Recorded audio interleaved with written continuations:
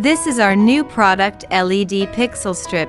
Next, I will show you how to install it. The whole installation process is very simple and convenient, and the product is suitable for various stages, bars, exhibitions, etc. First, we connect the power to the control box. Connect the jack to the power port of the control box.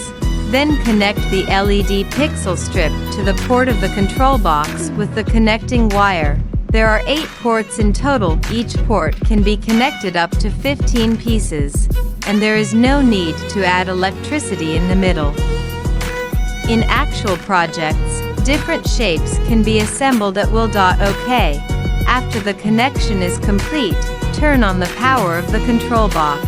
The LED pixel strip works fine. At the same time, the control box also supports ArtNet, DMX, and other modes.